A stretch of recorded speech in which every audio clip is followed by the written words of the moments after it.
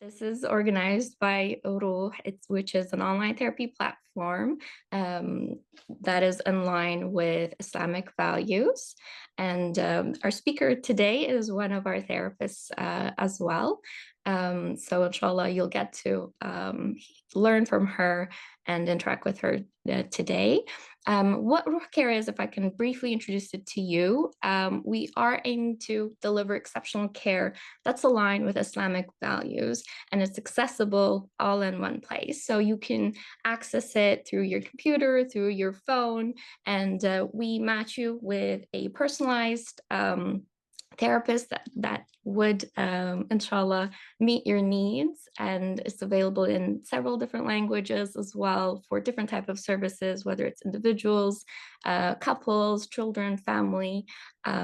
Inshallah, it's there for you to benefit from. And briefly going over how it works, you just go on rootcare.com, submit a matching form identifying what your needs are, if you have any preferences around the therapist that you'd like to be matched with, female therapist, male therapist, cultural background, and so on. And we take all of those into account and suggest you a therapist in the outcomes. And we also follow up with you just to make sure that the care is personalized. And then you're all set to start therapy and book your free 15-minute intro call with them. And alhamdulillah, we've received so many great feedback around the services that we're providing with the exceptional team we have of Muslim therapists. And one feedback here you'll see is was shared at one of our events. I wish I knew therapists like you existed during my past struggles with depression. And alhamdulillah, therapists like that, one of them is with us today. And just you can see over here too, we have a strong team of Islamically grounded therapists with different professionals, titles and expertise coming to the table, just to serve you, inshallah, with the varying needs that you might have.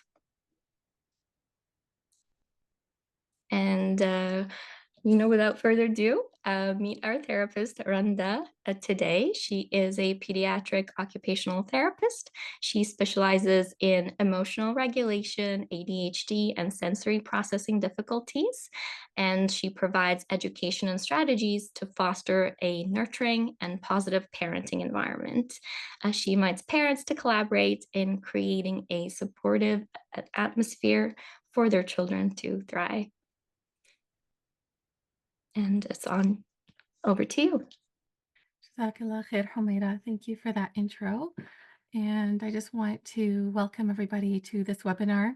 As Humaira mentioned, this is not an easy topic to hear about, to talk about, and to even present about. As a mother, this hits home very deeply. And I think it's one of our sort of our worst nightmares as parents to imagine such a thing happening to our children, for them to be in a very difficult situation like this. Our children who are essentially our hearts beating outside of our chests. So as I was preparing this talk, I was thinking I wish we never had to have these types of discussions with our children, and how they can recognize when things aren't going well or problematic behaviors. But the reality of the world that we're living in right now makes it necessary that we have the courage to have these conversations amongst each other and with our children and with everybody that's in their lives, to hopefully combat these evils and these dangers that our children might be exposed to. So I just wanted to start by taking a moment, to acknowledge how hard this can be, especially in light of everything that's been happening in our global Muslim community, and all the emotions that this can bring up for people. There might even be parents on this webinar today who've had their own experiences of abuse as children. And I really just want to acknowledge for them that this might bring up even more difficult emotions for you. And I really do encourage you, like Homaida mentioned, to take care of yourself. If you need to sign off, if you need to step away from your phone or your laptop, go outside for fresh air, do whatever you need to do to take care of yourself in the moment, because this can be highly triggering for a lot of people. And even for parents who haven't been through this in their own experience, just hearing about this topic and imagining your child it can bring up also a lot of very difficult and negative sensations and thoughts and difficult emotions. So I just want to be aware of that as we go along. I will take little pauses throughout, inshallah, just to help us kind of digest and process what we're talking about today. And I did try to very kind of carefully curate this presentation today because my goal from my talk today is to help empower parents and leave parents feeling confident that you're aware of all the potential or most of the potential ways that this can happen. This definitely isn't an exhaustive talk. There's so much more that can be said, but this is just to build that awareness. I just find that things become slightly less scary and easier to grasp the more we're able to talk about them. And it's not to leave anyone feeling this sense of dread and doom after we leave the talk today. It's not to increase anyone's anxiety. Remember, with knowledge comes a lot of power and confidence and security. And that's what I'm hoping to instill in everyone who's attending today. And inshallah, you're able to take away some really practical things that can help you, things you can start doing today and in an ongoing sense to help protect your children and to have these difficult, sometimes very difficult conversations with them. I will leave time at the end for questions, inshallah. But as we're going along, if you're thinking of any questions, just enter them into the chat, and inshallah, I will try my best to get to them at the end. So again, we're just going to take a nice big deep breath and just acknowledge kind of how you're feeling at the beginning of this webinar. And I truly am very grateful that you're all here today. So, just a little bit about kind of as an occupational therapist and how this type of work kind of happens within my career in terms of these cases when they come, they are probably the hardest part of my job because it's an entire family thing, right? Everyone in the family is impacted, siblings, parents, obviously the child themselves. And so the stakes are just too high, I find, for us to not have our eyes wide open and for us to not be thinking about these things. So as I present some of this information today, there might be concepts that are new, or things that don't fully align with our cultural conceptualizations of how these things happen, and things from our own upbringings that we learned that they just don't serve our children well. And it's a good time for us to kind of evaluate, like, is that a healthy way of looking at this? Is this truly something that I should be bringing to my children, or is it time to kind of alter and change and reform some of these practices or thoughts around this topic? And that the fact that there are a lot of Islamic teachings too that we should be basing a lot more of our understanding of this concept on versus cultural aspects. So as we're talking, you'll kind of see what I mean by that, and I'll bring that to everyone's awareness. So I'm going to start off by what we know about child abuse and specifically child sexual abuse. So these are statistics from Canada, where I live. And as you can see from the numbers, it is increasing. And these numbers are not accurate. When I looked at the statistics pages and the law enforcement pages, they did say that this is highly, highly underreported for various reasons. Some families don't report it because of fear, right? There's a lot of fear in these situations, a lot of unknowns, a lot of stigma. Sometimes the perpetrator is a family member, or many times, as we'll talk about in a little while, and they don't want that family member to be imprisoned or charged, and it'll just affect the whole family. So people stay quiet about it, or they're afraid of the scandal. There's so many reasons that this isn't reported. So even these numbers are not, they're not close to being accurate of how much these things happen because there's the online portion of how this abuse happens online, and then there's the in-person offenses that happen too. And the second bullet there about how 7 in 10 victims identified in the online offenses were girls aged 12 to 17. And that's usually around the time when children or teens start getting their own devices or a lot more unsupervised time on devices. And boys, it does happen with boys as well. It's just the incidence is much higher with girls. And we're going to talk about the online portion in a little bit because it's not always thought about as we're talking about this topic. So we'll go on to the next slide. So I always mention the myths when I'm doing these talks because there's so much out there that just isn't accurate and isn't true, and it just doesn't serve us well when we're trying to think about this topic. And the first one is the one that I always like to debunk the first, as we're going about this. It's that sexual offenses are perpetrated by strangers. That's a big myth. The reality is that most sexual offenses are caused by individuals that the child and the family know well. I was reading that it's actually up to 95% of offenses are people who are within the child's immediate circle, family members, friends, acquaintances, people that the family would never think would do something like this. So that's just a myth that we really, really need to be aware of. And you'll see as I go through my talk why it's so important for us to keep that in mind. The second myth is that all sexual offenders are adult men. So the reality is up to 12% of offenders are women, and a big percentage are minors. So this is really important when we're taking our children to camps or programs where the people that are kind of looking after them are just a few years older than them sometimes, or we think, oh, they're teens, or oh, it's a woman that's watching them, so it should be okay.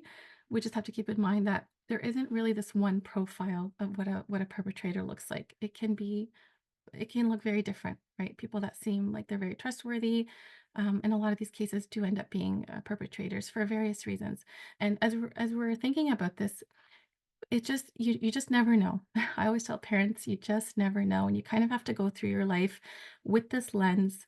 It's not like this hyper cynical, like everybody you look at is a potential perpetrator. That's not what I mean. It's just that we are mindful, our eyes are wide open, and we're not taking risks when it comes to our children's safety. And then the third myth here is that child sexual abuse happens spontaneously.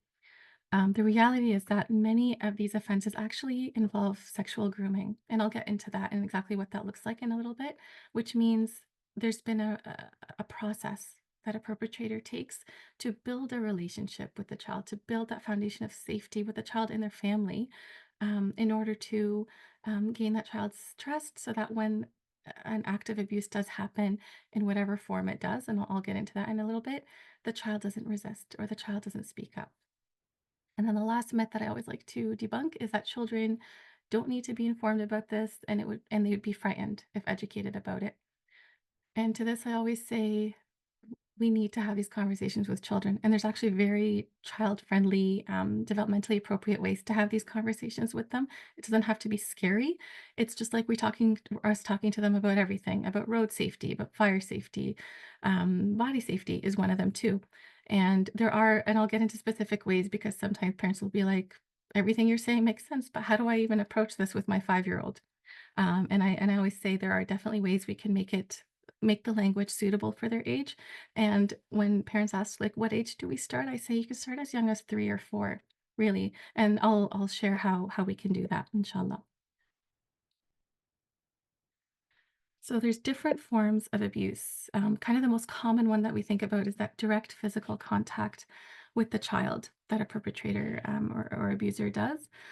And that's usually kind of the most scary that we think about. There are other forms. There's the non-physical contact, which involves showing the child pictures or videos, or having them be in videos or pictures doing different things, encouraging the child to engage in certain actions that don't involve physical touch. So we just have to keep that in mind that that's also sexual abuse. So grooming. I'm going to spend just a couple of minutes talking about this because it's really important. And actually, the research shows that about half of all cases of child sexual abuse involve grooming. So, what is grooming? It's when a sexual predator or a perpetrator builds a relationship with a child in order to gain their trust, as I was mentioning earlier, and to gain access to them, and to eventually commit an act of abuse. So, one of the difficulties in detecting grooming is that a lot of the behaviors that perpetrators engage in often look like just normal, caring adult child interactions. You wouldn't really suspect anything, especially if it's somebody you already really know and trust. And there's kind of this hindsight bias that happens. So after the abuse is known, people will be like, "Oh yeah, now I can see. Now I can see it. Now I can see how that didn't wasn't good. That wasn't a good thing that they were doing." But it's really hard to detect it in the moment. So it's usually things like wanting to spend extra time with the child, offering to babysit them, to volunteer with them, to drive them places, getting them gifts, taking a special extra interest in them. to the point where nobody's really suspecting anything. They just think it's just a really kind person just offering to help with my child. And parents are very stressed, and we always need a village to help us raise our kids. So we're a lot more likely or inclined to allow people into our circle of care for our child. But it's just important, like I said, to have that lens, right? That cautious and aware lens that we're having towards others.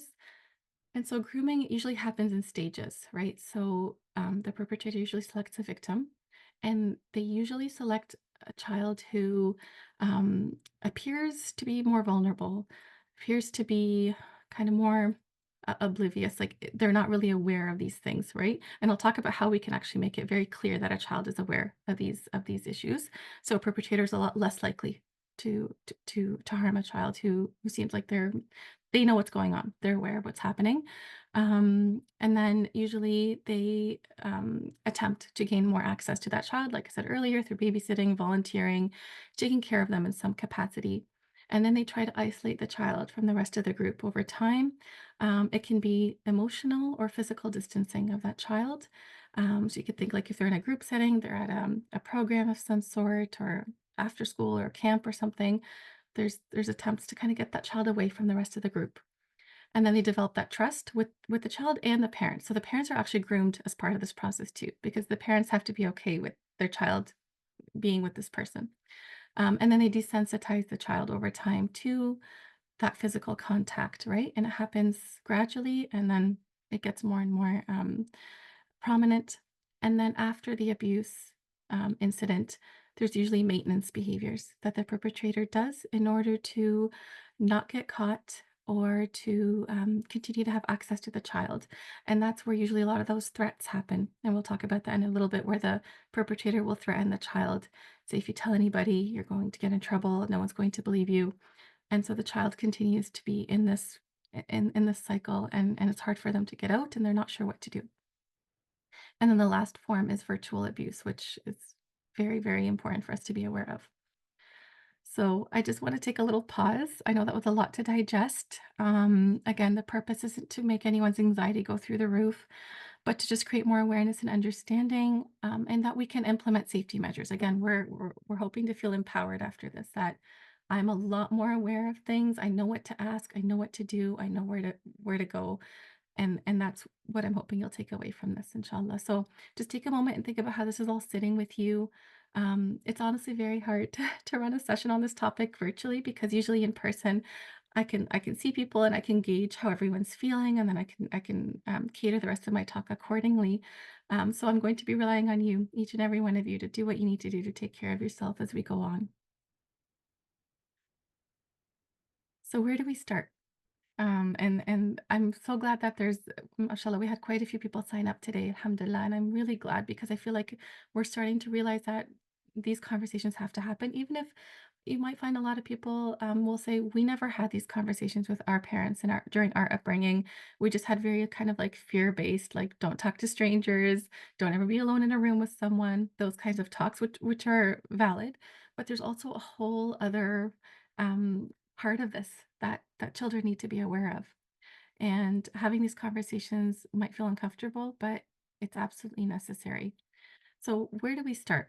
I always look at this as being an entire framework shift that we're trying to establish with our children. It's that framework of, I want to establish a home of emotional, physical, and psychological safety, and nurturing and openness and ongoing communication between my family members. So if that's kind of my overarching framework, a lot of these strategies will fit under that, and then you can develop your own strategies that work within your family as well. But I'm always looking at it from the lens of, how do I establish more safety in my home, that so that my children can come and tell me these things or ask me questions.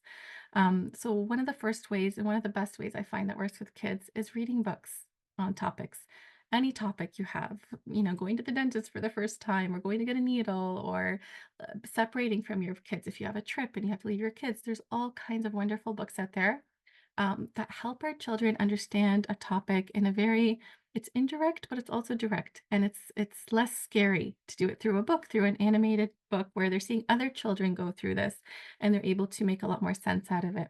And I do have a list of books at the end that you can take a screenshot of if you want, and put them into your home library. because I just find books do an amazing job of being a conversation starter. Because some people will be like, do I just go up to my kid one day and sit with them and say, hey, we need to talk about body safety? And that's probably not the your child just might be totally thrown off guard. But if you get a book and you start reading it together, say, hey, I picked up this book today, and you read it with them. And it's not just once, we read it over and over, different times. We answer their questions. We read it to them and then let it simmer for a bit. We let them process it.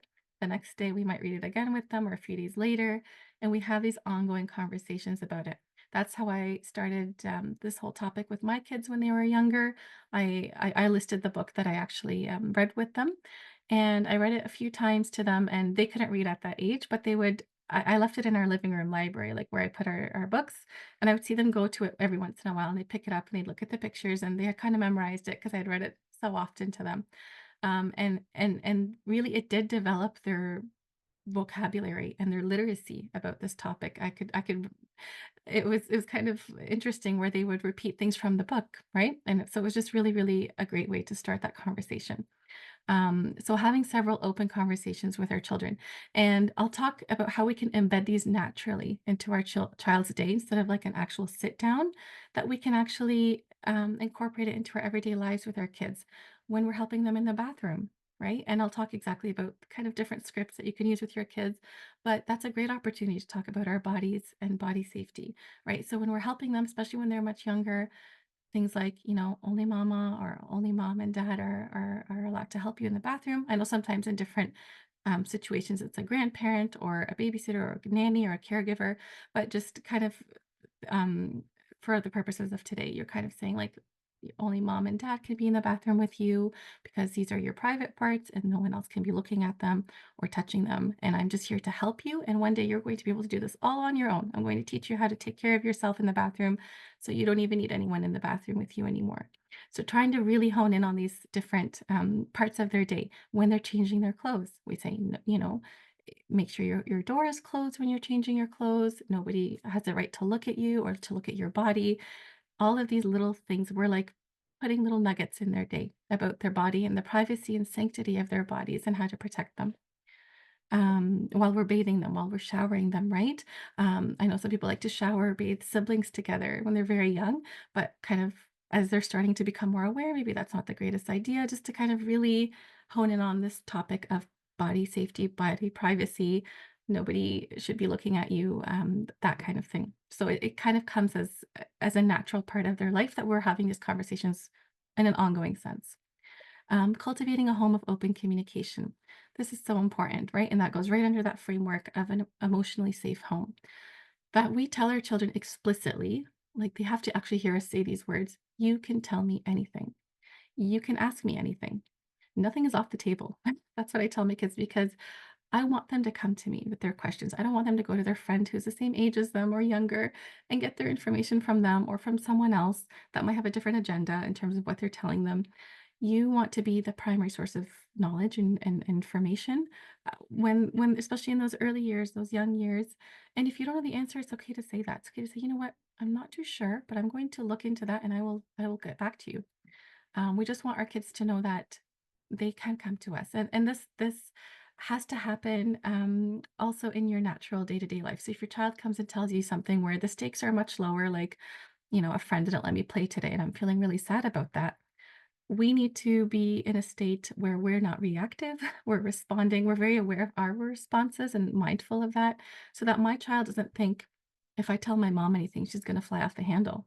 They know that they can come to us and that we are stable enough to handle the hard things that they're telling us. So even if you're kind of freaking out inside, you kind of maintain that composure in that front of, okay, I can handle these hard things and I want you to come to me and tell me them.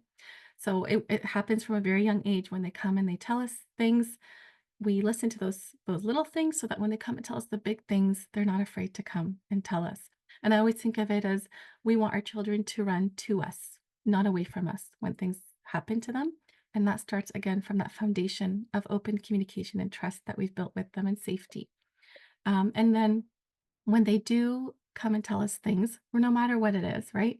Friendship issues, something that happened at school, anything that was difficult for them, always end off by saying, "I'm so glad you shared that with me."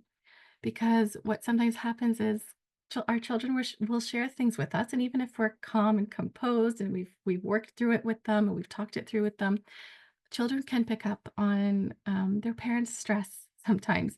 And what I hear from kids sometimes, they say, I don't tell my parents things because I don't want to bother them. I don't want to burden them. Like I see my mom and I see my dad, they're exhausted all the time. So they might be less likely to share. But when you tell them after they share anything with you, I'm really glad we had this talk. Or I'm really glad you came and told me. You're kind of putting that thought to rest that no, I can tell my parents things. They can handle it, right? Even if they're stressed and life is busy and chaotic, I know that they will always make time for me and they will talk to me and I can go to them.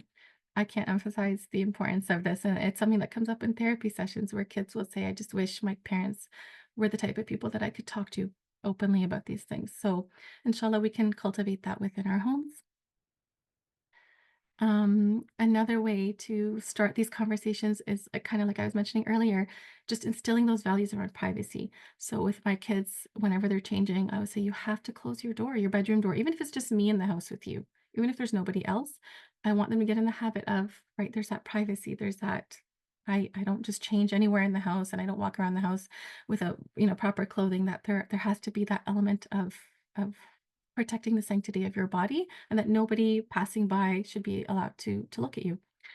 Closing the bathroom door while they're inside. I know with kids sometimes you just run in and they do what they need to do and the door's wide open, teaching them no, no, you need to close the door. And then the last one, knocking on the door before entering anyone's room. So this is even something within Islam, right? That children have to knock the door on their parents' bedroom door before they enter. And that this is just something that we have to instill in our kids so that they expect it from others. And when it doesn't happen, that's a red flag. Like somebody just barged in on me. That's not okay. Change rooms, all of these things. As our kids are starting to get into extracurriculars and sports, and they're out there in change rooms on their own, we need to instill these values from a young age. Another part of this whole framework shift that we're doing is allowing our children to have a voice that is heard at home.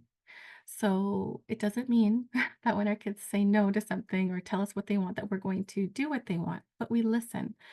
So I always think about this from the standpoint of if I want my child to one day when they're a teen or they're older to be able to say no to things that people ask of them to do or present them with, or something just doesn't seem right to them and they want to question that. I want them to have built that ability from within our home, from within their upbringing with me, that I've allowed them to do that. And I've built that confidence in them that you can talk to an authority figure. As a parent, you're an authority figure.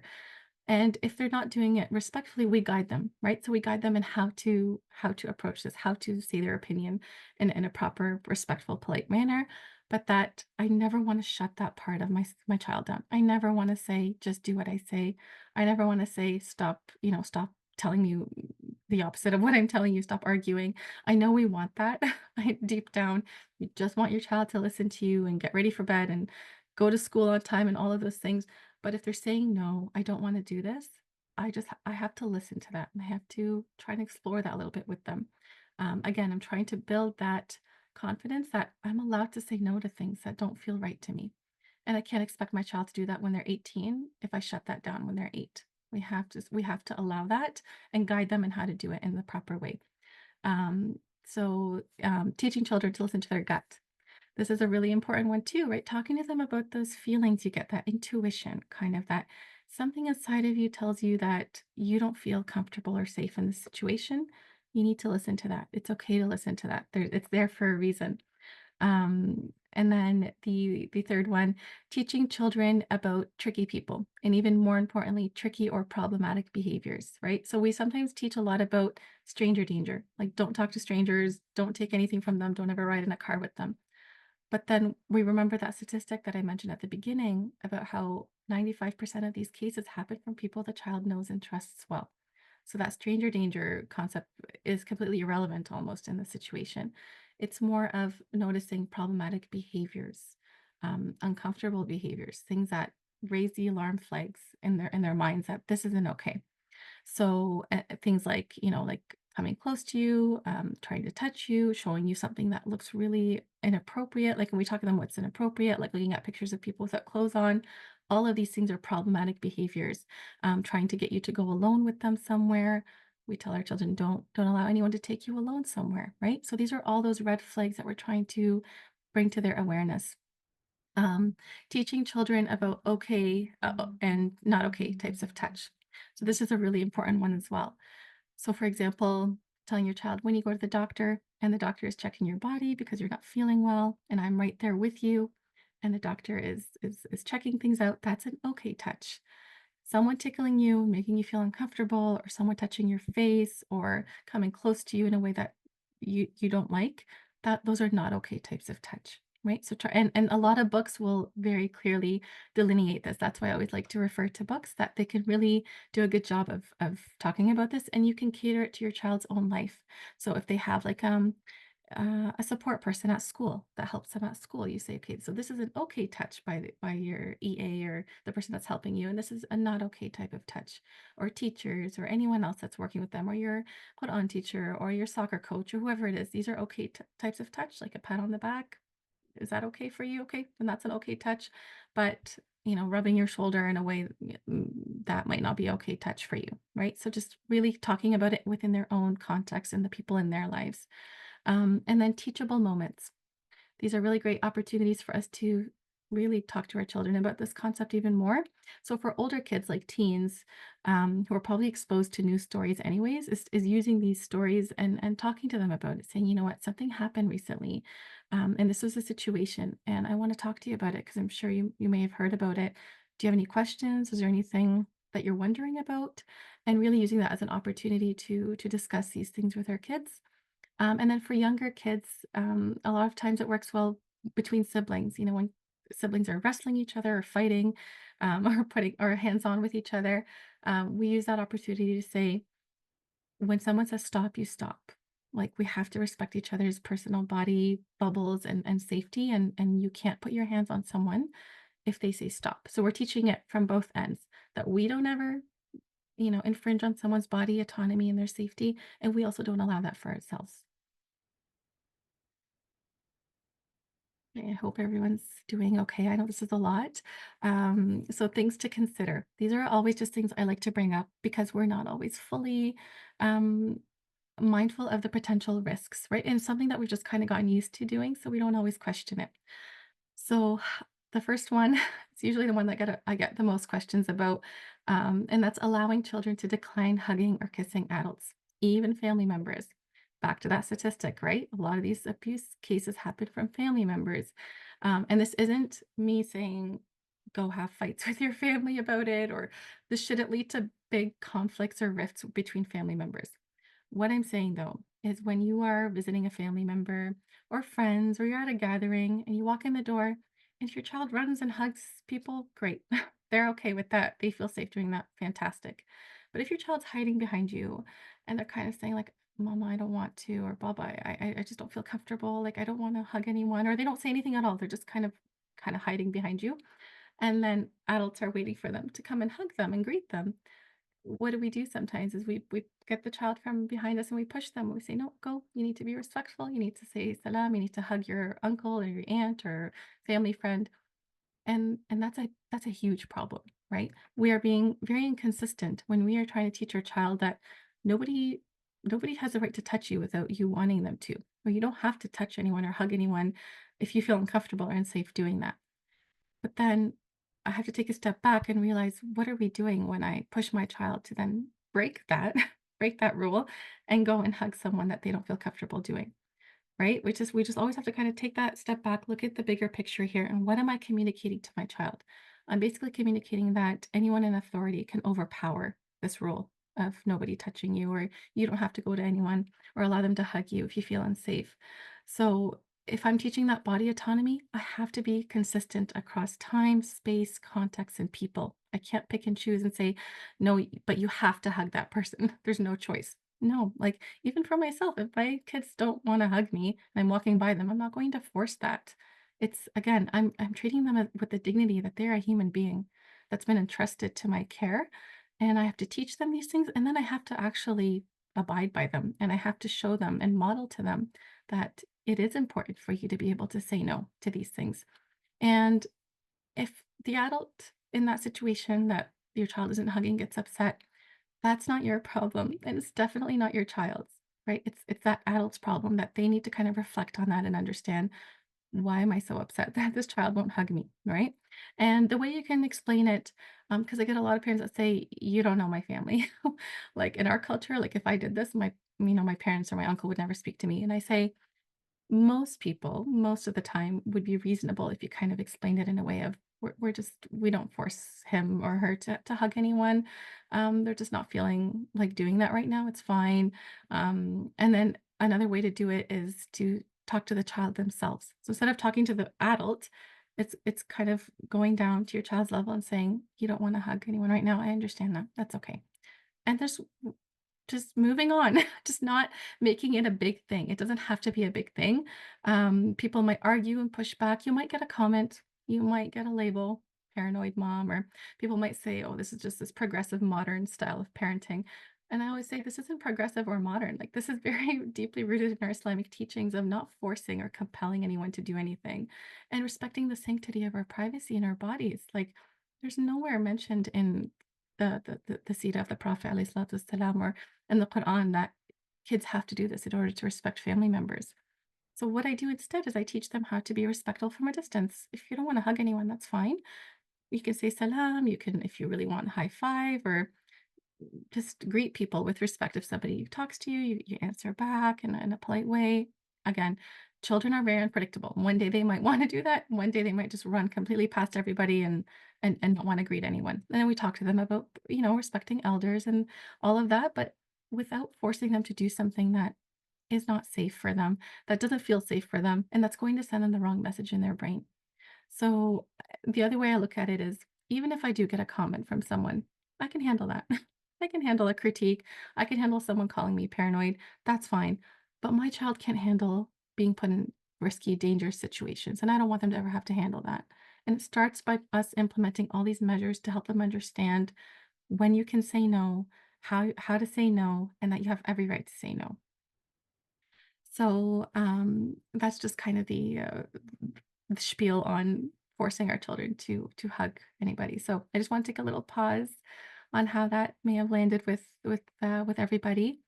Um, and I understand. I know it's hard, and none of this is easy. None of these strategies are particularly easy to do. But again, it's a whole framework shift that we're doing. I know we're getting quite a few questions, so inshallah, I will try to get through the rest of this and then answer them all at the end. Aisha, we'll go back to the things to consider slide. The next one is around bathroom safety, right? So when we're at a restaurant or a public play area or place or the mall or a park, um, I wouldn't send kids alone to the bathroom, to public bathrooms. And it's hard to put an age to this because sometimes I'll get asked, what at what age can I just start sending my child alone? And it's really hard to say. You know your child best, right? Some children are just a lot more um, apt to doing this on their own, and they're a lot more cautious and aware. And but even then, I would honestly wouldn't send a child under 9 or 10 alone to the bathroom. And just being mindful of, oh, they've been in there for a long time. I should go check on them. A lot of predators hide out in bathrooms, right? And I've heard of this, and it's very disturbing. So we just can't take risks, right? Just go with your child, wait for them outside, or go inside. Just make sure there's nobody else in the stalls, and then let them in. I know it sounds like a very. Sometimes we're just like, well, they're old enough, or we don't want to embarrass them in front of their friends and go with them. Just go with them. Just it's a risk that's just not worth taking, really. Like educating our children about their own bathroom safety, making sure they close the stall, they lock it, making sure nobody's peeking out from under the next stall at them, and that they're not looking at anyone either.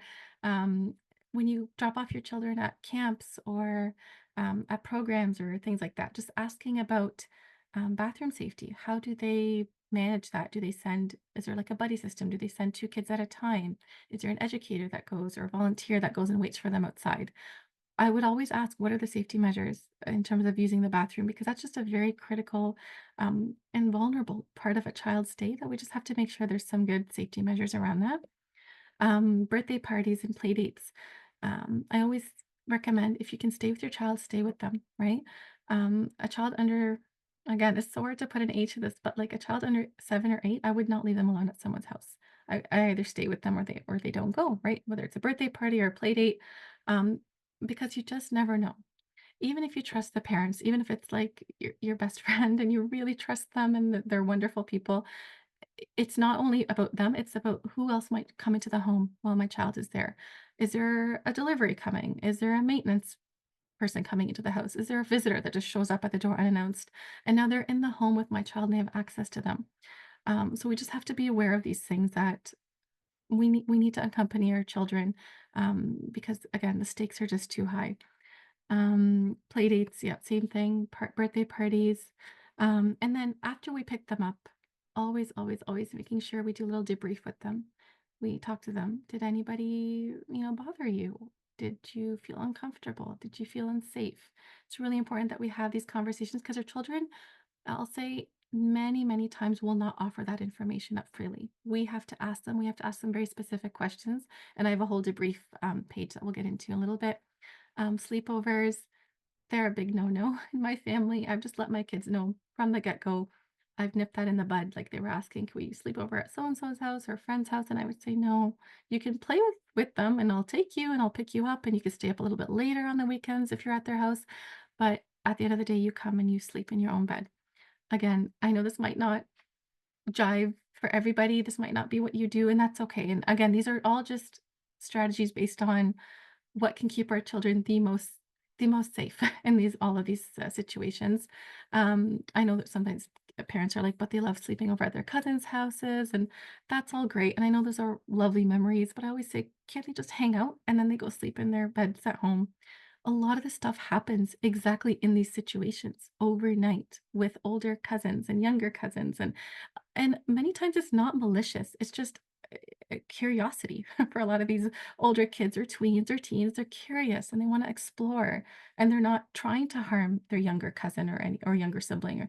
But that's where we just have to say we are not going to give this the opportunity to happen. It just won't happen because we're not even going to allow them to be sleeping right next to each other overnight with no adult supervision.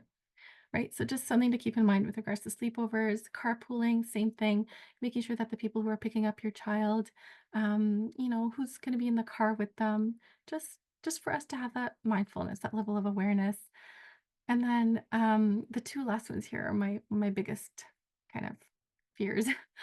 Family gatherings. So how many of us get together with our families and all the adults, all the grown-ups are upstairs and all the kids are in the basement or outside or in someone's room playing, and they're there for hours on end, and the adults are having the time of their life and socializing, and they're just so glad that their kids are playing and having fun and everyone's staying out of trouble. But then what we don't realize is that the kids aren't always fine. And I can't tell you the number of cases I hear of kids, young, and they're very young kids, or like 4-year-olds or 5-year-olds or 8-year-olds, children playing together and then taking off each other's clothes or asking the other person to take off their clothes or touching each other or going to the bathroom together and doing all kinds of stuff. And nobody has any idea. And a lot of it, again, like I said, it's innocent in nature because they're curious and exploring. And I always say like they're done playing with all the toys, so now they play with each other, and we have to supervise our children. Um, the like children should never be alone for too long playing without an adult checking in, and have a rotating schedule. Like say, okay, I'll go down now. In 10 minutes, who's going down? It has to happen this way. Otherwise, the risks are way too high for stuff like this to happen. And sometimes children will tell each other, don't tell anyone. Otherwise, we'll all get in trouble. So nobody says anything. Sometimes years later, a child will say or a teen will say, you know what? Many years ago, so and so touched me, and I just didn't know who to tell or how to tell anyone. So we just have to be really mindful of that in our family gatherings. Again, you might be the only one.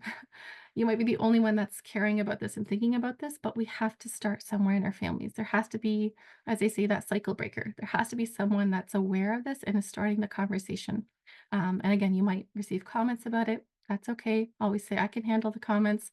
I don't want to put my kid in a situation they can't handle. And lastly, camps, right? Summer camps, day camps, overnight camps, which I'm not too much of a fan of.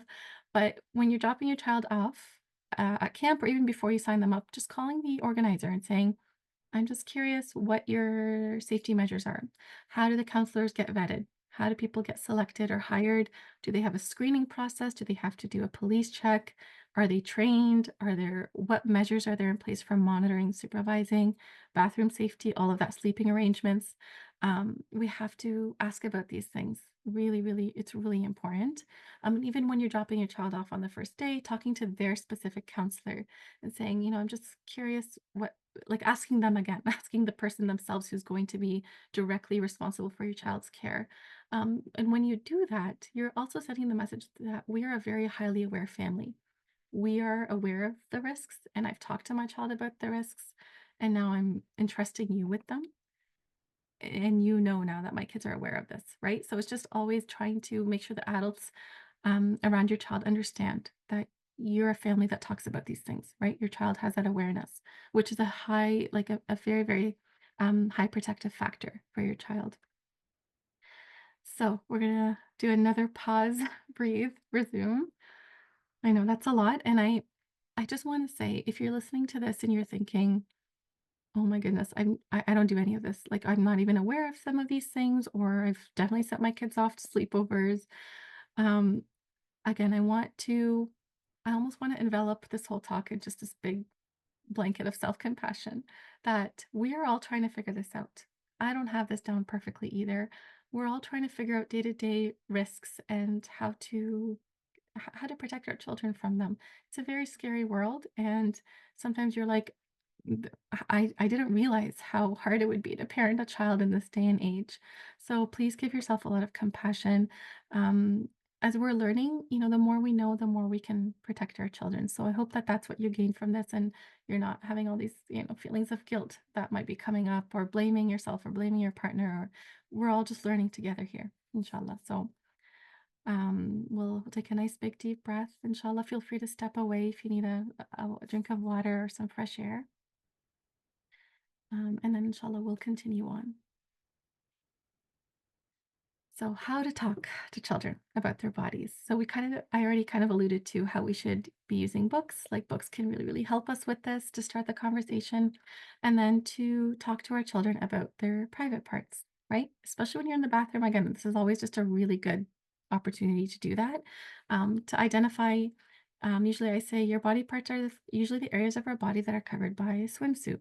The things that you're wearing when you go swimming, those are the areas that are considered our private parts that nobody has the right to touch or to look at. And also the mouth is also considered a private part, to identify that for children as well. And this might be very uncomfortable, like I said earlier, if you've never had this conversation with your own kids or with your parents. But again, you are giving your child the gift of knowledge and protection by doing this, by really just talking to them about their body, where their private parts are, and just really honing in on the only reason I'm here in the bathroom with you is because, as your mother, is because I'm helping you, but nobody else should be able to look at you or to touch you or to ask you to touch their private parts, right? Everybody has to stay away from that. And basically what we're trying to do is de-shame that whole conversation around body parts. And we can still do it with haya, right? Like I am highly sensitive and aware to the person I'm speaking to about this, and I'm doing it in a very age appropriate manner, right? Again, the more we make topics taboo and no, don't talk about that, don't look at that, don't like in their own bodies, the more a child just feels disconnected from their body. Like I'm not even allowed to like what is this? They sometimes they have no idea. And I can't tell you the number of kids who hit puberty and they have no idea what's going on in their bodies or where things are coming from because nobody's really taken the time to prepare them. And parents will say, "We'll talk to them about it when they've hit puberty." And I say, "No, that conversation has to happen before. They have to understand their bodies." And again, we can do it through very, very child-friendly, haya, driven ways. And using books is a great way to do that, inshallah. Answering their questions, telling them, you can always ask me stuff about your body. And it's an amana, it's a trust that Allah subhanahu wa ta'ala has given you. And again, nobody has a right to look at it. And I always pair that right after by saying, if anyone ever does look at it or touch it, you can tell me and you won't get in trouble. Because basically, if I just keep telling my child, nobody should ever look at you or touch you, and then it happens, they're going to feel like it's their fault. They're going to say, my mom said nobody should be ever allowed to do that. And then somebody did it, and now it's my fault. And that's exactly what a perpetrator wants them to believe too. So always telling them, nobody has a right to look at you or touch you. And if it ever happens, which inshallah it won't, if it ever happens, you can tell me. You will not ever get in trouble for telling me something like that. Right. And then just telling them, like I said earlier, but only mom and dad can help you in the bathroom. We help you clean your private parts, and then we'll teach you how to do it yourself. And then the talking to them about their body safety. Again, we're trying to reduce shame and blame. We're trying to make it so that this is an okay conversation for us to have. And it's always giving the child knowledge, but not responsibility. Like, children shouldn't have to bear the burden of protecting themselves. That should never be the case. But what I'm doing is I'm equipping my child with the knowledge so that when I'm not around to protect them, they have something to go by. They have some tools. So again, instead of saying you should say no. So if if somebody's trying to touch you, you should always say no. When I say you should, and again, what can happen in a lot of cases of abuse is a child can freeze up, right? It's that fight, flight, freeze response, that trauma response that some children just actually cannot do anything or say anything in that situation. Their body completely freezes. So the abuse might happen, they were unable to say no because their body went into that sympathetic nervous system state where they just couldn't respond. And then after it, they say, "Oh, I didn't say no, like my mom's been teaching me or my dad's been teaching me." So instead we say, I always tell them, "You have my permission to say no. You are allowed to say no. You have the right to say no." Right? And I cycle through these. You always have the right to say no to somebody touching you. Again, it takes that blame factor out of it that you should have said no to it, right? And we never, ever, ever blame a child ever. If it does happen, we never go back and say it was in any way, in any indirect or direct way that they were at fault, right? That they should have done something, they should have screamed, they should have run away. Again, we have to remember that a child might very well be in a freeze state. Um, it's a body protective mechanism that it does, and they freeze and they actually can't do anything in that situation. And adults experience that too in cases of severe abuse. So it's just about changing the language that we're using, and it really just instilling that belief that they have autonomy over what goes into their body. Right? Again, we're trying to make it very clear that you have the right to say no to things going into your body, including food. So again, this is that whole framework shift I was talking about. I can't expect my child to really solidify this concept that they have the ability to say no to things going in their bodies if I'm forcing them to eat things, right? And food is a whole other, I could do a whole other talk on that, on feeding and picky eating and all of that. But children have to be allowed to say no to things, right? And I know as a mother, you want your kids to eat, but forcing them to eat something, putting something into their mouth, we have to be very, very aware of what kind of message that's sending our child. So it can transfer onto other situations of body autonomy where they say, well, I'm not allowed to say no to this, so maybe I'm not allowed to say no to this either. And what I always say also is differentiating. So especially for those younger kids, where we are doing a lot more physical work with them, we're changing diapers, we're trying to get them into their car seats when they're kicking and screaming and protesting and not wanting to do that, or we're holding their hand while crossing a busy street and they're saying, "No, get off of me, don't touch me." I always differentiate for them that in terms of that body safety, body autonomy, that um, I know you don't want me to hold your hand, but it's my job to keep you safe. And right now, being safe means holding your hand, right? Just explaining it to them. Being safe right now means putting you in your car seat, even though you don't want me to. Because they might be like, no, it's my body. I don't want to go in there. After you have these conversations with them, they might sometimes allude to it in that way. And that's good. That means it's sinking in, that they know this is their body. Nobody should be touching them against their will. But as a parent, you're differentiating that this is one of those okay types of touch, that I am putting you in your car seat for your safety, and I know you don't like that, and I have to do it for your own well-being. And then, yeah, just like I said earlier, respecting that they're a human being. We've been entrusted to talking to them about what's allowed and what's not allowed, and allowing them to express when they don't like it when we're putting them in their car seat. That's okay, but we're still going to do it for their safety. Um, I have a few more points here and then I'll get into questions, inshallah. But this is a really, really important one. This is actually one of the main tactics that a perpetrator uses to keep a child quiet. So they tell them, this is our little secret. Nobody can ever know this. If you tell anyone, you'll get in trouble, they won't believe you, your parents will leave you. They tell them all kinds of lies to keep them quiet. So we always teach our kids the difference between surprises and secrets. So surprises are things like we're going to surprise grandma today. We're going to stop by her house, or we're going to surprise our friend with a gift, or I'm going to surprise Baba or Dad with this thing that he's been looking for. And then I found it for him today at the store, and we're going to surprise him with it. That's different than a secret. A secret is, and this is I always tell parents, don't tell your kids secrets. Like don't tell them I'm going to tell you a secret and I want you to keep it a secret. It's not something developmentally even appropriate for a child, right? Um, like something like, "Oh, I'm gonna tell you a secret, but you can't tell anybody that we're going to the store today." Just say, "You know what? I have a surprise for you. We're going to the store," or "I have a surprise for you. I'll tell you about it later," or something like that, but not making it a secret because I don't want my child to ever think that secrets are okay. And if I'm telling them to keep secrets, then they're going to when someone else asks them to keep a secret, they'll think that's normal. And I want that to be a red flag for them. So I tell them, "If you keep secrets from me, I can't help you." And this is obviously different when they're older and their friends are telling them secrets, and I talk to them a completely different conversation about privacy, confidentiality, and all of that. But if someone tells them, "Let's do something," and keep it a secret, that's specifically not okay. Not okay to keep that a secret. So just something to keep in mind. There's actually a really good book that talks especially about this that I've linked at the end, so you can read that with your child, inshallah.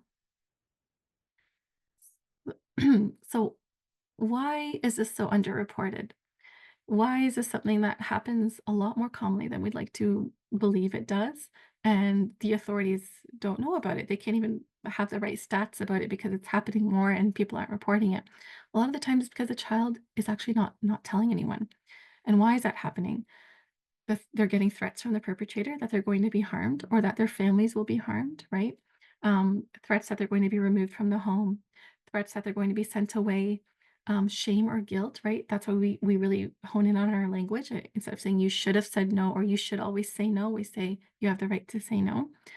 Feeling at fault. Sometimes a perpetrator will specifically tell them this was your fault, right? And there's all this psychological abuse that happens as a result of that, or lack of awareness that what happened was wrong.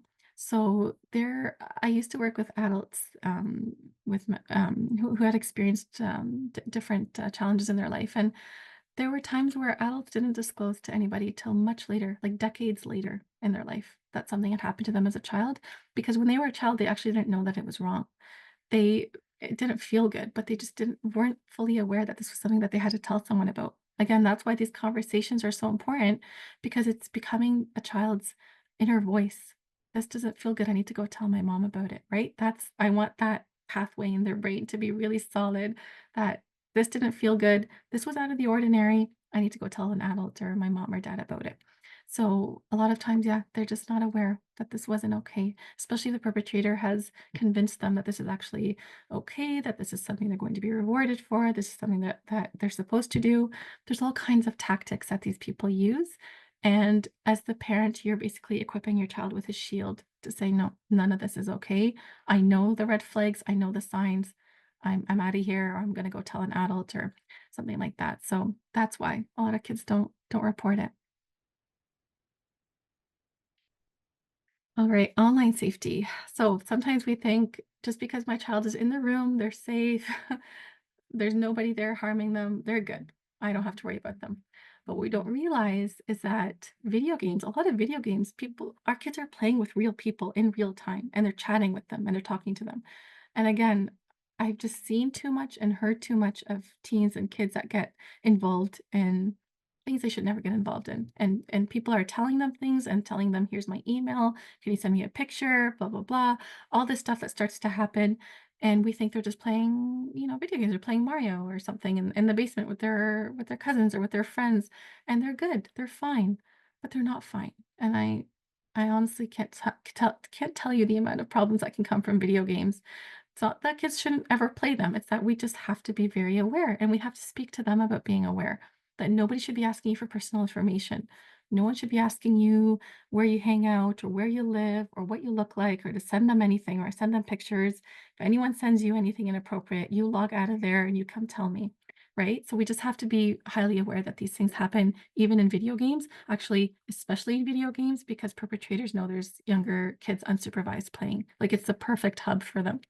Online tutoring classes, we sometimes think they're good. They're with their they're with their teacher, their tutor, but a lot of stuff can happen online, right? There's a lot of child pornography, unfortunately. The cases are just, it's so disturbing to hear how much it happens. So we really have to have parental supervision. If you are giving your child a device, which I don't recommend doing before late teens, but that's just me. My kids won't, I won't be a very popular parent for my kids when they're teens because again, I've seen and heard too many problems that happen from younger teens, like 13, 14-year-olds, who are still establishing their framework for life and their sense of identity and who they are and their sense of self. And you give your child a phone, your teen. Again, I call them children because with their brain development, like that prefrontal cortex that helps us make good decisions, it doesn't actually fully develop till our mid-20s. So you are technically your child's external prefrontal cortex making those good decisions for them. We can't expect them to. So you give your child a phone where they have access to the entire world and millions of people and we expect things not to go wrong, like that it's a bit naive, just forgive me, like, it's just the way I see it is that there's too many problems that can happen, and if you are going to give them a phone that they don't have social media on it or that they only have the ability to text and call, right? There are phones that do that. That's a whole other I might do a talk all about that because that's crucial for us to understand. But there are all these kind of parenting softwares that you can put on your child's phone. And some parents say, I don't want to spy on my kid. And I say, you're not spying, you're supervising. They can't make good decisions all the time. And if somebody comes to them and shows an interest in them, that might be all it takes to lure them in, just a slight interest. That's all it takes sometimes to lure someone in. So, checking your child's phone at the end of the day, telling them that, like, you can very clearly say at the end of the day at 9 o'clock or 8 o'clock when I take your phone for the night, because again, absolutely no devices in bedrooms. That's a hard and fast rule. Like, I'll die on this hill. No devices in their bedrooms overnight. Like, that's just common sense. When I take your device from you at 8 or 9 p.m., I'm going to look through it. Just FYI. And yeah, they might delete stuff, but you can always tell them it's very easy to retrieve things. Like it's not rocket science. It's very easy to retrieve things. And you're having that conversation up front. You're saying, I will be looking through it for your own safety, for your own protection, not because I don't trust you, but because I don't trust others. And we have these conversations with them. Um, like discussions around what to do if they encounter pictures or videos that they shouldn't have seen and talking to them about what they might be exposed to and just saying these are absolutely not appropriate for you to be seeing and if you see someone sends you something like that you come and tell me not giving their personal information to others, right? Just that basic online safety that we teach our kids. And then me as a parent also not posting personal information of my kids online, right? I know on social media we love to put our kids' pictures and their accomplishments, and this is where they go for karate, and this is where they have their soccer, and they just won a medal. And we're at their school for an assembly today, and we put the name of the school. We put their favorite things to eat, their favorite things to play with, the places we take them, the places we hang out. And now that perpetrator, if they're on your page, if they're able to see it, has a really nice profile that we've just given them of our child, and now they know so much about them, and they can elicit that trust from our child, and they can do harmful things with that. So just to be, again, another thing that we just have to be a little bit aware of. And then that daily debrief that I talked about, right? Every time our kids have been away from us, whether it's after school, after camp, after Quran class, wherever they are, we sit with them and we ask them specifically, 'cause I'm sure you all know, you ask your kid, "How was your day?" or "How was camp?" They'll say, "It was good." And that's it, and you're not getting anything else out of them. Maybe just after they've kind of unwinded a little bit from the day, just sitting down, and I always recommend that one-on-one time with each child a day, even if it's 5 minutes. I know when you have multiple kids, it feels really hard, but just 5 minutes a day where you can dedicate just your full attention to your child and asking them some of these things, like, "Did anything out of the ordinary happen today? Was there a time you felt unsafe? Um, was there a high? Like, was there something good that happened today, right? So just asking them, getting that information about their day is extremely important because how I look at it is a lot of kids won't offer this up. Again, they're scared of getting in trouble. They feel like it's their fault in some way. And so they're not gonna go down that path with us. But when you specifically ask them, something happened today that didn't sit right with you, or something you're wondering about, or something strange that you want to tell me about, that's where they can actually start to share. And again, we at the end of that we say, "I'm really glad that you shared that with me," and we watch our own reactions, so they're not afraid to share things with us. And then just some signs, because some parents will ask, "Well, I'm not really sure if my child's been abused. I'm not sure if something's happened." Um, Usually the rule of thumb is these types of symptoms that might come up with any trauma, really. Just angry outbursts. They're just angry all the time, or they're more withdrawn. They like to spend more time in the room. They don't really want to talk to anybody. They're a lot quieter than usual. They're depressed. They look depressed. They feel depressed. They don't want to get out of bed. They don't want to go to school. Extra clinginess to parents. They don't want their parents to leave them at all. When before they were more able to tolerate being away from their parents. um, Someone just asked, "Is this the same list for emotional abuse?" Yeah, for sure. All kinds of abuse, all kinds of trauma usually. Most of the time it's that trauma where somebody's chosen to do something to them, right? Versus like a natural disaster or something like that. But for sure, these are, and there's some overlap between all kinds of trauma, but these are definitely signs of any kinds of abuse. Refusal to be left alone with a particular individual. So if your child is kicking and screaming to go to um, an extracurricular activity or something when beforehand they were okay, my alarm bells are going off usually when that happens, and I'm like, okay, something here is not right, and I'm going to believe my child, right? I always, and just saying those words, "I believe you," to your child are so powerful, and a lot of kids unfortunately don't get to hear that. Anxiety, right? There's a lot more anxious. They're asking a lot more questions. When are we going here? What's going to happen? Sleeping issues, nightmares, demonstrating knowledge, language, or behaviors that aren't appropriate for their age. So usually that indicates that, they were exposed to something. And then just, yeah, like just their demeanor has changed, their appetite, their sleep. Something's off, right? Again, it's trusting that gut. And then this one here, just kind of another little pause and just taking a deep breath kind of station of our talk. And I always like to mention that we have to have that faith and tawakkul and reliance on Allah subhanahu wa ta'ala while doing our part as well, right? That we do our part and we leave the rest to our creator, our protector, the all-knowing. There's so many azkar or things that we can say in terms of a remembrance of Allah subhanahu wa ta'ala and prayers that we make for our children that are very, very helpful. Invoking Allah subhanahu wa ta'ala, there's a dua that I usually say after I drop my kids off. It's in Arabic, and it's just basically me saying, "Oh Allah, I entrust my children to you completely. Like I've done everything I can to protect them and keep them safe, and now I'm leaving them in your care." So making sure that we do these things as a daily practice every single day in our homes and with our kids, and that our kids hear us saying that to them. And then lastly, just a few more things here. Again, listen to your gut. If you're dropping your child off somewhere and your spidey senses, like you don't feel too good about someone, listen to that. That's again a built-in protective mechanism we have as parents. We have that intuition that something doesn't feel right here. Just because someone appears trustworthy doesn't mean they are, right? Again, that statistic that I keep mentioning about how most cases of abuse happen by people that the family knows really well, right? And then, again, this is just a little mantra I tell parents when I'm working with them, whenever they're trying to instill any kind of change, whether it's around screen time, device use, sleep, all of those things, or your child wants to go somewhere or hang out with certain individuals that you're not okay with.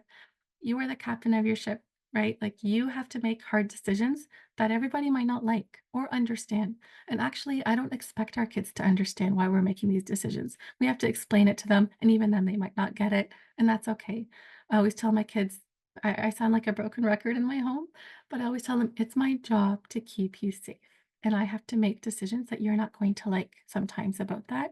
And it's okay for you to feel however you feel about that. You're allowed to feel sad, can't be disrespectful or slam doors or yell at me or things like that, but you're allowed to feel sad, you're allowed to feel mad about these decisions that I'm making, whether it's about you want to go somewhere and I say no because I don't think it's safe, or you want to have your phone in your room all night. I validate. I know you want that. I know it feels like all your friends are doing that. And my job is to keep you safe, right? So just using that language with our children that we validate, we understand that this is something you want to do And as your parent, I have a responsibility to keep you safe. So I'm going to say no to this. And you don't have to make decisions based on your kid's feelings, right? We don't change our decisions because our child is sad about something. No, we are that sturdy leader, right? We are the captain of our ship. We have to make these hard decisions regardless of whether our child is happy with them or not. And then some cultural considerations, right? I know I may have mentioned some things today that don't fully align, like I said, with our cultures and the way things happen, but there are just some very harmful things in our cultures that it's time for them to go. They're just not helping the situation at all. All this like we need to stay quiet, we need to not say anything, we need to not rock the boat. No, we have to start somewhere. We have to start having these conversations somewhere and cultivate the courage too. And when you have the courage, you're actually helping everyone else have these conversations too. And the more people who are having these conversations, the less shame experienced by survivors and their families. And the more this topic's in the spotlight, so perpetrators know that people are aware and they're very aware of this. So they won't be able to get away with it. And then I think I have the books. Yeah. So these are some of my favorite books about it. That one, No Trespassing, This Is My Body. That's the first one I started reading to my kids. And it has like a boy and a girl in it. So it worked well with my kids. So I was able to read it to them and they pick it up and they read it every once in a while. So the Some Secrets Should Never Be Kept. And then the Let's Talk About Body Boundaries, Consent and Respect. So these are great places to start. You can order these online. There are a lot of them are online, so wherever you usually buy your books from, I'm sure you'll be able to find them, inshallah. And then just my final takeaways here. So I didn't summarize the whole talk, but these are just some extra add-on takeaways that I'm hoping, and I left them for the end because I'm hoping that they're the ones that, inshallah, stick the most. So fill our child's love cup from home. So when someone shows an interest in them, they are not lured into that. It's not something like something new that draws them in or something interesting. Our children need to feel that they're seen, they are heard, they are loved, they're appreciated, that we aren't bothered by them, that we delight in them. This doesn't mean that as parents we can't be frustrated. Of course we can. And we need our own support as parents. We need to be okay for us to be able to do all of this for our kids, right? So and modeling that to your kids that you do take care of yourself. You go on your walks, you spend time doing things that you enjoy, right? So that we're able to pour back also into their cups. So you never want your kid to leave in the morning with an empty cup. I always try, even if we've had a rough morning. This morning was a bit rough around here. Nobody wanted to get ready, and it was just a bit stressful. And but I'm always like, before you leave to school, I need to fill that cup for you. I don't want you to go to school with an empty love cup. So I always like we do this silly thing where I hug them and I fill up their cup while I'm hugging them. So just making sure that they're not out there in the world with an empty cup because somebody will try and come and fill it for them. And usually they're not having good intentions while doing that. Cultivate a foundation of love, safety, and belonging in our homes, right? We don't want our homes to be one more place that our kid feels like they don't belong. So just something for us to keep in mind there, and that's a whole probably talk on its own. Inshallah, maybe one day I'll do a talk on that. Foster that critical thinking, inquiry, and having our children's voices heard within our homes and allowing them to express themselves. And we guide them how to do that respectfully. And I love this final one. This is something I really wanna instill in my kids and in our homes, all of our homes, that we are a family who can handle talking about hard things. We are not a family that sweeps things under the rug and pretend they didn't happen or pretends that things aren't happening. We can talk about hard things. I always love the concept of having a family meeting. We just had one the other day with our kids because of TV and fighting over it and who was wanting to watch what, and I sat them all down and said, "Okay, we are talking about this because this is causing too much stress in our lives and we have to figure out a solution," and getting them to problem solve with you and figuring out a solution as a family. So we are a family who can handle talking about hard things. I'll leave you with that, inshallah. I hope that this was helpful and that there were some takeaways. If there's anything beneficial, please share it with others if you made notes or um, really, the more we can spread this, the more children that we can, inshallah, protect and families that can be have that confidence to have these conversations, inshallah. And, yes, it will be recorded and you'll get the recording, inshallah, and I do recommend kind of listening to it again because there was just a lot today. And I always just want to allude to the Ruh online therapy platform. If you're struggling with your parenting, with your own needs, with your children's needs, that alhamdulillah, we have a great array of wonderful therapists and mental health professionals that can help guide you through this. You don't have to do it alone, right? It takes a village for us to be able to help our children. And I know somebody saying this was heavy, and I acknowledge that, and I want to validate how heavy this was.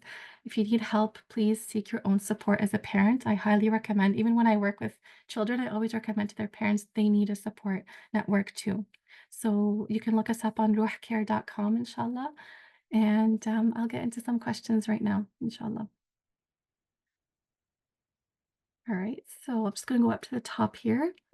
Um, Did you want me to read them to you, Runda? sure, that would be great. Thank you. Yes. So the first question we had was around when you were going over how we can instill values around privacy and Mm, like closing the door, bedroom door when they're changing and so on. mm, So this question is about that. right. Does telling them to close the door while changing make them feel ashamed of their body, like as it's something to hide? My child loves to run around naked, gleefully around the house. I know, and especially with the younger ones, and it depends how old this child is. Like if they're like a 2-year-old, it's a bit different. And if there's nobody else in the house, it's just you and them. But for me, it's kind of establishing that value from a young age that it's not something to hide, it's not something to feel ashamed of. It's something to protect. It's something that's very sacred that not everyone should have the ability to look at whenever they want, or it's just for their own. So that as they're growing older, it's solidified in them that okay, I can't just be out there, doing flaunting things, and that's not okay either, right? It's and a lot of it comes down to, we have a lot of Islamic values around this too, and haya, and again, it's just a protective mechanism versus anything to feel ashamed about. Hope that helps.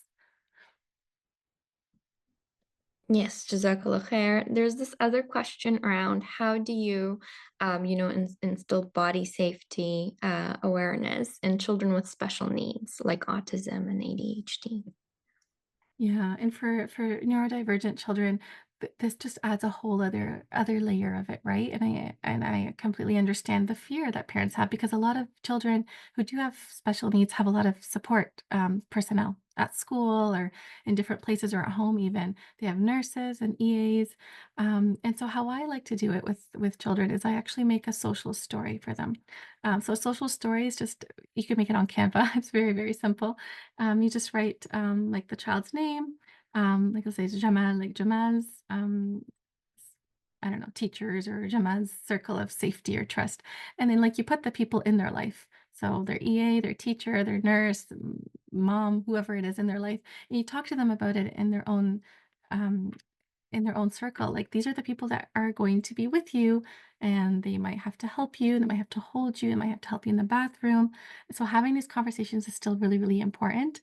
We just make it a lot more um, kind of specific to them and the people in their lives that are already helping them. And you can add like an extra page at the end that there might be other people that come one day, like a supply, and we just have to understand the okay versus not okay types of touch, right? And you can point that out in a book and through your conversations with them, just different ways. But I find social stories work very well for all children, but especially children who do have a little bit more of that neurodivergence to help them really grasp the concept. That's really helpful, Jazakallah khair. Another question we had is around how do you undo or change the practice that you've been doing into something that would ensure more safety, inshallah. So the Yeah. specific question is around what if you've already told them secrets or said that secrets, are okay in a way? How would you reverse that message now? Excellent question. And again, start with self-compassion, right? That it's okay. We did what we did when we didn't know, and that's fine. We all have done things as parents, and now that we know better, we can kind of change things a little bit. So I would go back to your child and say, you know how once we told secrets to each other? I just learned that actually I don't want to do that anymore because secrets can sometimes be really unsafe. And if I have something I tell you that I don't want you to share with anyone, it's not really a secret. It's just I have to just we just have to be mindful of this concept of privacy and confidentiality. So speaking about like if somebody tells you something, you shouldn't go tell someone else unless it's something that's like unsafe or if it's somebody outside of this home. So it's another conversation that you're going to have to have with them about the difference between secrets that other people tell them, secrets that happen in the home, but that you're going to tell them, I'm not going to call it a secret anymore because we don't want to keep secrets. Secrets are strange. They just keep people unsafe sometimes. So instead, if I tell you something, or you hear your sister saying something, or your dad saying something within our home, we just know not to share that outside of our home, right? And that you can always tell me anything, but nobody outside of our home should be telling you to keep a secret. You can always tell me that, and to just stop using kind of that word secret, if that makes sense. Just using more of that confident, like I know confidentiality is a really big word, but the privacy of our home, like what we talk about in our home, we don't go sharing it with others. And just to try and refrain from putting that on your child, like saying, I'm going to tell you a secret and I don't want you to tell anybody, using it instead of, I have something really special we're going to do today, or something like that. Or I got Baba a gift and we're going to surprise him with it later on, versus I have a secret. I got Baba something and you can't tell him. Right. So just it's about reframing how we talk to our children about that. So you can always go back. Any of these practices that I talked about today, if you want to start implementing them and you were doing something different or the opposite, you can always go back and say, it's not too late. Going back and saying, you know what? I thought about it. I kind of learned something new today and I want to try this. And it might seem new, it might seem strange, but I'm doing it because I really do want to make sure you're safe. That's really helpful. We can really use it and apply it for anything that we've done before and switch it up to something different that works better for us, inshallah. Right. Another request was around if you had any book recommendations for teens. Yes, so that one of the books, in that list, I think it was Let's Talk About Boundaries, Consent, and Bodies. I think that's also suitable for teens. So I know teens probably won't wanna read like a children's book, but try that one, the Let's Talk About, Body Consent. It might just be a little bit more mature for their age. And with teens, I just find, a lot of it will come down to more conversational. Definitely use the book, but a lot of it will come down to having those one-on-one talks. This might be very uncomfortable for your kids, so I always say if you wanna have a really hard talk with your teen, go for a walk or a drive with them so that you're not, like, looking right at them, they're not having to look at you. Even if you're asking them about something tricky that happened or, like, they failed a test or something, instead of, like, sitting down and facing them head on, even while they're, like, doing something, like they're drawing or they're writing and you sit next to them and you kinda have your own notepad and you're doing your own thing and you're talking. I find even my therapy sessions, that's what I do. I don't just sit right in front of them and say, "Okay, talk to me." We usually do something, an activity. Some kids like to make bracelets, some, kids like to be drawing, and that's when they usually like to talk. So just think of it in different ways of how you can talk about this with your teen. That's really helpful.